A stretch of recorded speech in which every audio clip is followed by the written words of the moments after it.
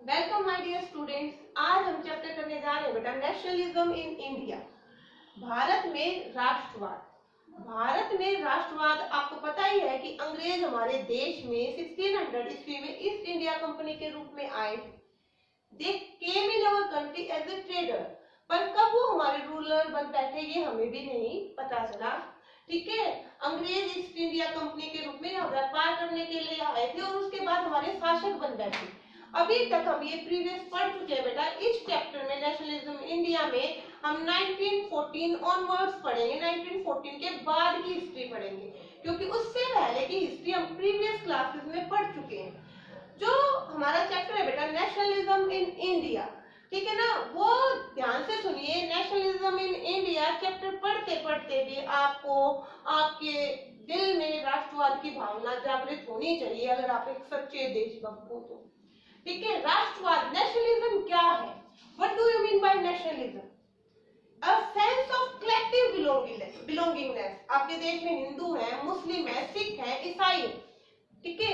हर religion में भी आपको पता है कि एक जाति सिस्टम है हमारे यहाँ, ठीक है। बहुत सारी डिसिमिलैरिटीज है, बहुत सारे हमारे यहाँ पर क्या है, रेशियल डिस्क्रिमिनेशंस भी है, ठीक है। मेल और फीमेल में भी बहुत ज्यादा जेंडर के आधार पर यहाँ पर अंतर है, पर स्टिल जब राष्ट्रवाद की बात आती है, जब नेशनलिज्म की बात आती है, तो लोग अपने सारे डिफरेंसेस को भूल जाते हैं और वो क्या सबसे ऊपर उनके लिए क्या हो जाता है, राष्ट्र हो जाता है, ठीक है। वो भूल जाते हैं, जैसे कि कोई आपकी क्लास में बच्चों में बहुत सारे डिस्प्यूट है, पर जब कोई बाहर वाला बच्चा आपकी क्लास के किसी बच्चे को पीटता है तो सारी क्लास एक हो जाती है और उसके अगेंस्ट क्या हो जाती है, खड़ी हो जाती है। तो ये सेंस ऑफ कलेक्टिव बिलोंगिंगनेस है जो एक देश में, एक क्षेत्र में रहने वाले लोगों में पाई जाती है। इसी को जब ये लोगों में जागृत हो जाएगी, इसी को क्या कहा गया बेटा, नेशनलिज्म कहा गया, राष्ट्रवाद कहा। नेशनलिज्म क्या है? Sense of collective belongingness among the countryman of a country. एक देश के देशवासियों में जब पूरे हर चीज में सामूहिक अपनेपन की भावना आ जाएगा तो हम उसको क्या कहेंगे, राष्ट्रवाद कहेंगे। Interest of the country are the top priority rather than personal interest.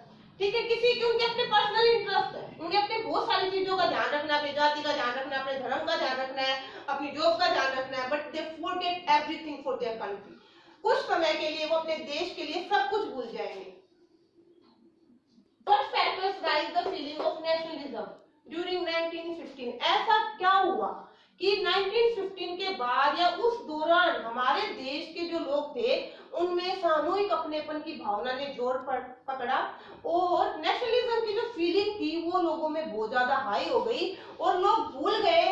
लोग अपने देश को आजाद कराने के लिए एकजुट हो गए, इकट्ठे हो गए, सड़कों पर आ गए, बहुत आंदोलन होने लगे और लोगों में, हर वर्ग के लोगों की केवल एक ही डिमांड थी कि अब हमें क्या चाहिए, स्वतंत्रता चाहिए। ऐसा क्या हो गया, ठीक है ना, ऐसा क्या हुआ था कि कहां से उनमें वो नेशनलिज्म की जो फीलिंग थी वो इतनी स्ट्रांग हो गई थी। तो ये उसके लिए कुछ फैक्टर्स रिस्पॉन्सिबल है, बहुत सारे फैक्टर रिस्पॉन्सिबल है बेटा, पर हम मोमेंटरी 4 फैक्टर के बारे में पढ़ेंगे।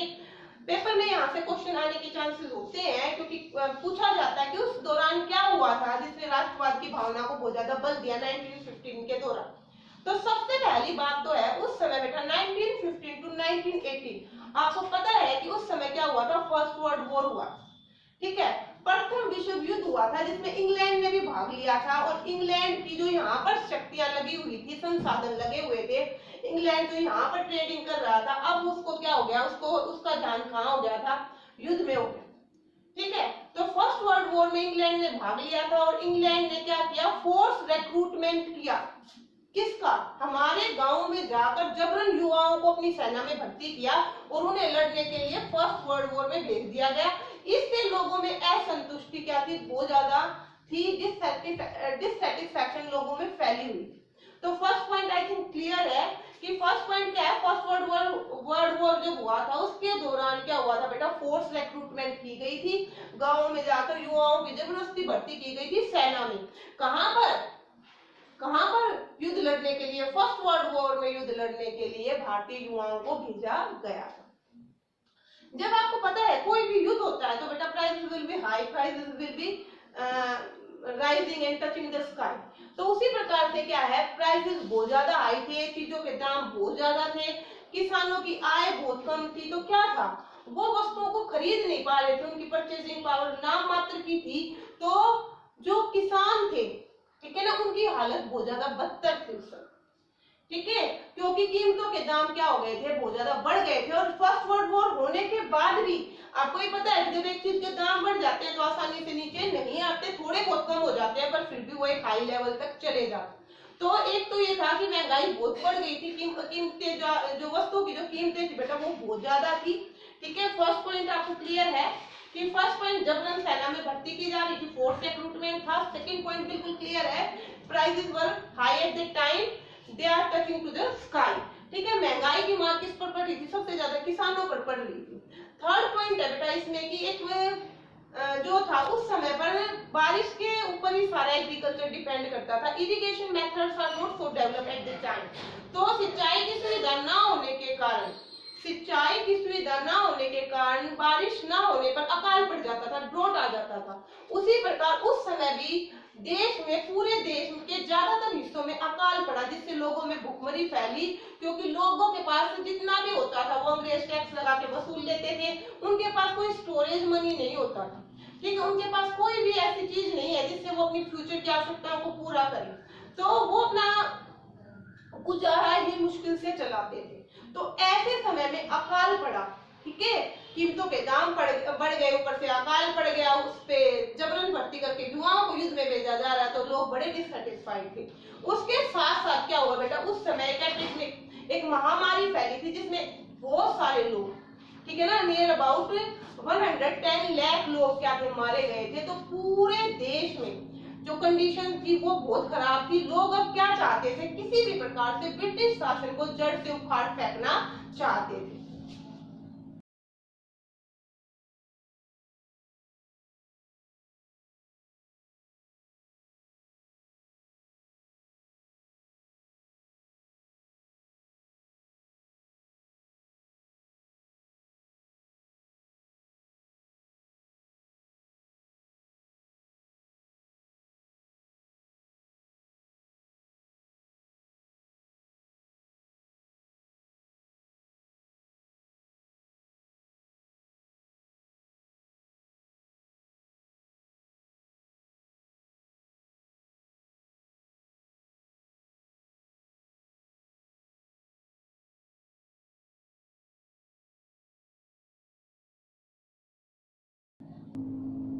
इस प्रकार बेटा आपने देखा कि जो 4 कारण रहे जिसके कारण 1915 के दौरान पूरे देश में नेशनलिज्म की जो भावना थी, राष्ट्रवाद की जो भावना थी, वो पूरी तरह जागृत हो गई थी। हर कोई अंग्रेजों को अपने देश से निकालना चाहता था।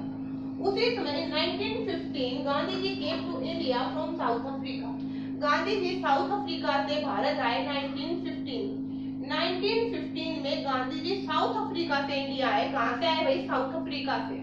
अब गांधी जी ने जो भारत की हालत देखी तो वो बड़े डिसअपॉइंटेड हुए, वो बड़े दुखी हुए, क्योंकि इससे पहले वो बहुत सारे मूवमेंट्स कहां पर चला कर आए थे, साउथ अफ्रीका में भी वो बहुत सारे मूवमेंट्स चला कर आए थे बेटा।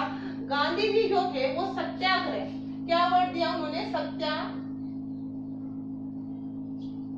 सत्याग्रह, सत्य के लिए आग्रह। गांधी जी ने कहा कि अगर आप सच्चाई के रास्ते पर हो तो आपको किसी भी विरोधी ताकत के आगे झुकने की जरूरत नहीं है, ना ही आपको हिंसा का प्रयोग करने की जरूरत है।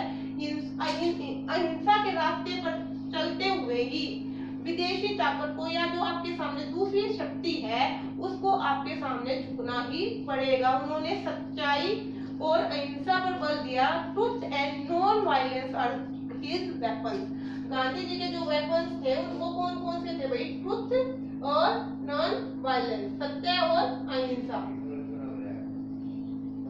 सत्याग्रह की बात की उन्होंने, सत्य के लिए आग्रह किया। उन्होंने कहा कि अगर हम सच्चे हैं, अगर हम सच्चाई के रास्ते पर हैं तो कोई हिंसा की जरूरत नहीं है, कोई हथियार नहीं डालने की जरूरत है।